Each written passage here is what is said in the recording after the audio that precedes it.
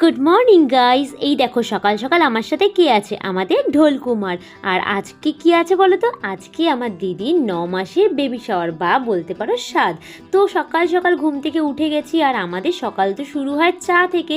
তো সকালে ঘুম থেকে উঠে ফ্রেশ হয়ে বসিয়ে দিয়েছি চা। এখনও কেউ আসেনি, আমরা অনেকটা সকালে উঠেছিলাম, বাবার বাজারে যাওয়ার আছে।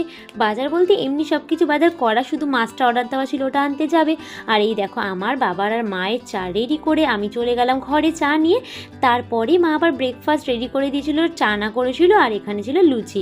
একটু পরে আবার মাসিও চলে এসেছিল, সবাই ব্রেকফাস্ট করে নিয়ে আবার কাজ শুরু করলাম। আর এই দেখো আমাদের ঢোলকুমার। আর একটা কথা তোমাদের বলে নিই, এই ভিডিওটা কিন্তু তোমাদের ফেব্রুয়ারি মাসের ভিডিও। তো কিছু কারণবশত একটু পরে, কিছুদিন পরে ভিডিওটা আমি পোস্ট করছি। আর এখন যে ঢোলকুমারকে দেখতে পাচ্ছ, ঢোলকুমার একটু বড় হয়ে গেছে। তবে হ্যাঁ, কটা দিন ধরে ঢোলকুমারের শরীর খারাপ, মানে ঢোলকুমারের শরীর খুবই খারাপ। দুদিন ধরে কিছু খাচ্ছে না, সারা রাত আমরা জাগা। ওকে আমি সারাদিন স্যুপ খাওয়াচ্ছি, ড্রপ দিয়ে ওষুধ খাওয়াচ্ছি। ওর অবস্থা একদমই ভালো নেই। তোমরা একটু প্লিজ প্রে করো আমার বাচ্চাটা জানি সুস্থ হয়ে যায়, কারণ ভালো লাগে না ঘরের মধ্যে একটা ছোট বাচ্চা যদি এরকম অসুস্থ থাকে। তো এটা যেহেতু আগের ভিডিও তোমাদের তো বলেই দিলাম। যাই হোক, তারপরে সকালবেলা মাসি যখন আসলো, আমি বললাম যে চল আমাদের যে ছোট্ট বাগানটা আছে সেখানে নিয়ে গিয়ে মাসিকে বললাম যে আজকে বেগুন টমেটো সব কিছু তোকে দিয়েই বাড়াবো, প্রত্যেক দিন আমরাই তো পারি। আর হ্যাঁ, মাসিকে কিন্তু আমরা তুই করেই বলি, মাসি ডাকি, বাট তুই করে ছোটো থেকে অভ্যাস, তো এখন আর চেঞ্জ করতে পারবো না। দেখো কত টমেটো গাছের পচে গেছে। তো এইখানে কিন্তু বেগুনও রয়েছে। আর এই বেগুনগুলো না একটু সরু টাইপের বেগুন, আমাদের 2 রকমের বেগুন গাছ আছে। আর সব গাছগুলোই কিন্তু টপের মধ্যে লাগানো। আর এই সব গাছ পরিচর্যা কিন্তু আমার মা আর বাবাই করে, আমি মাঝে সাঝে একটু জল দিই। আর মাসিকে বললাম আজকে তুই এগুলো পার, প্রতিদিন তো আমরা পারি। গাছের জিনিস না পারতে বা গাছের জিনিসগুলো দেখতে খুব ভালো লাগে। নর্মালি তো বাজারে কত সস্তা সবজি পাওয়া যায়, কিন্তু গাছে হলে সেটার মজাই আলাদা। আর যেহেতু আজকে দিদির 9 মাসের স্বাদ, তো দিদিকে 9 রকমের ভাজা দিতে হবে, তাই গাছের এই জিনিসগুলোই কিন্তু ভেজে দেবো। আর আরও অন্য জিনিস বাজার থেকে আনতে হবে, 9 রকমের সবজি তো আমার এখানে নেই। তো এখান থেকে আমিও কিছু টমেটো পেড়ে নিলাম, মাসিকেও বললাম কাঁচা টমেটো পার। আর আমরা কিন্তু এখানে কাঁচা টমেটো দিয়ে ভাজা খাই, বা একটা তরকারি টাইপের মা বানায়, সর্ষে দিয়ে, তরকারি না ওটা ঠিক সর্ষে দিয়ে ওই রকম খাই। আর এই যে এখন বেগুনটা দেখলে, এইটা কিন্তু বড় বেগুন, 2 রকমের বেগুন হয় তোমাদের যেমনটা বললাম। এখানে কিন্তু লেবুও আছে, আমাদের গন্ধরাজ লেবু গাছ আছে, পাতিলেবু গাছ, তবে পাতিলেবু এখন গাছে নেই, গন্ধরাজ লেবুই আছে। এই সবজি পেরেছি, আরও অনেকগুলো বেগুন টমেটো পেরেছিলাম, সেগুলো ঘরে রাখা আছে। দাঁড়া, আসি, শুনতে পাবো না। আয় আয় আয় পড়ি, আসো আসো। দেখতে পেলে কোথা থেকে আমাদের ডাকছে? এটা কিন্তু একটা ভাঙা ভুতুরে বাড়ি, হ্যাঁ, আমাদের পাশের বাড়িটাই। তো অনেকে বলে এখানে ভূত আছে, এই আছে। তো এরা সারাদিন এই পাঁচিলে পাঁচিলে ঘুরে বেড়াবে। আমার 2-1টা বিড়াল আছে, তারপর রাত্রিবেলা কেঁপে কেঁপে উঠবে ঘুমের মধ্যে, এইসবই করে। তো মাসি এখানে সবজি কাটতে বসে পড়েছে, তারপর সবজি কাটার পর মা আবার এখানে রান্না শুরু করে দিয়েছে।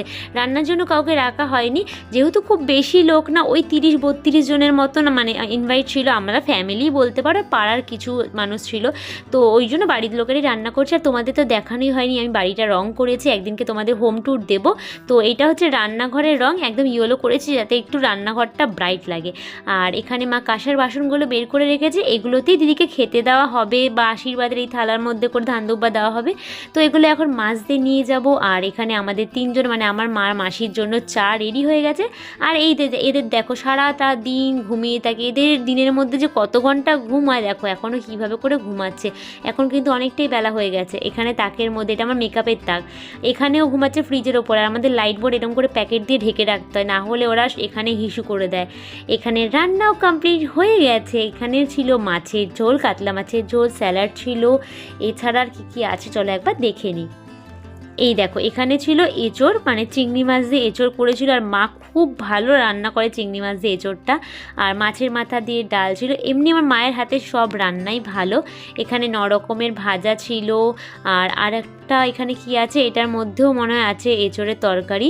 আর এখানে ফুলকপি ভাজা, যা যা লাগে 9 রকমের ভাজা দিতে সেগুলো ছিল। হ্যাঁ, এটাতেও রয়েছে এঁচোড়। আর আমাদের জানো তো কোনো রকম এরকম শুভ কাজে মাংসটা রান্না হয় না। শুভ কাজ বলতে যে এই টাইপের জন্মদিন বলো, জন্মদিনে আজকাল তাও আমরা গায়ের জোরামি করে করি। আর ওটা ছিল হচ্ছে চাটনি, আর এখানে ভাত ছিল, আরও ভাত মা বসিয়ে দিয়েছিল, এখানে পায়েস ছিল। তো যেটা বলছিলাম, শুভ কাজে আমাদের মাংসর নিয়ম নেই, বাট যেহেতু আমরা মাংস ভালো খাই করি, বাট এই স্বাদে এইসব জিনিসে তো মাংস করা হয় না, মাছই করা হয়। আর এখানে ছিল মিষ্টি দই, মিষ্টি, তারপরে আরও সমস্ত জিনিসপত্র ছিল খাওয়ারে, যেগুলো টেবিলে এনে রেখেছিলাম, এখান থেকে নিয়ে নিয়ে সবাইকে খেতে দিয়েছিলাম ওই ঘরে। তারপরে এই দেখো এই জায়গাটা আমি এভাবে সাজিয়েছিলাম, খুব বেশি টাইম পাইনি, তাই শর্টকাটের মধ্যে এইভাবে করেই দিদিকে সাজিয়ে দিয়েছি। আসলে বাড়িতে অনুষ্ঠান হলে না অনেক কিছু প্ল্যান করে রেখেছিলাম জানো তো, বাট কিছুই হয়নি, এত কাজের মধ্যে এইটুকুই করতে পেরেছি। এরপরে সবাই একে একে আশীর্বাদ করে নিল।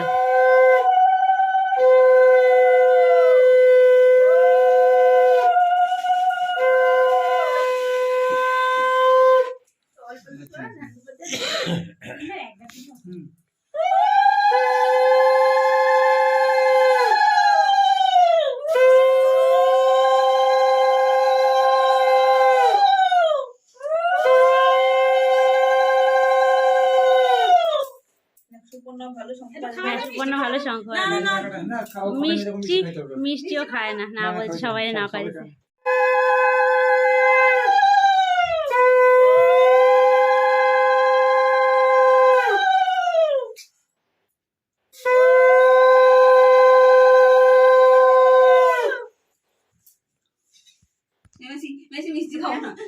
একটুখানি খা খা একটুখানি খা।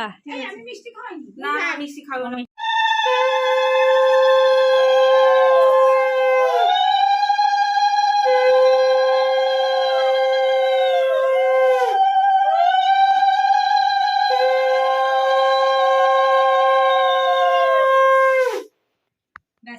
সবাই একটু একটু ধান ধোপা দিয়ে দাও।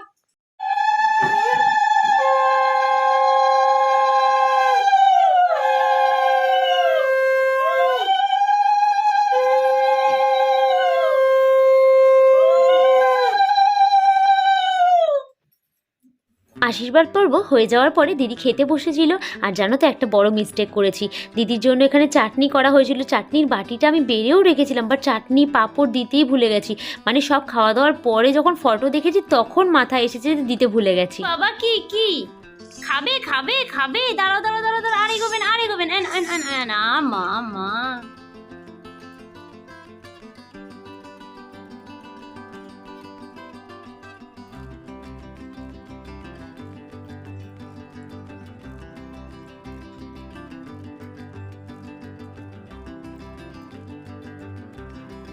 কি কি বাবা, আরো খাবে আরো খাবে আরো খাবে আরো খাবে।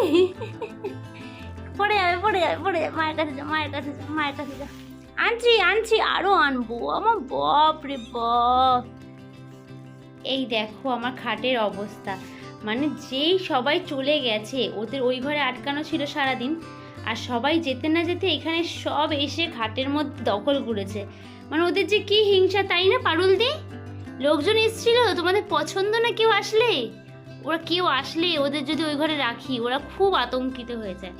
এই যে বেবি বুড়ি আর এই যে ছোট বাচ্চা, হ্যালো এই যে এই ঢোলকুমার, ওই যে শুভচুনি, ববি, মানে এখন খাটটা তাড়াতাড়ি করে এসে দখল করেছে। যে বনু গুগলি, মানে সবার এখন খাটটা হচ্ছে ওদের, তাড়াতাড়ি দখল করেছে যাতে আর কেউ না আসে। দেখো অবস্থাটা খাটের।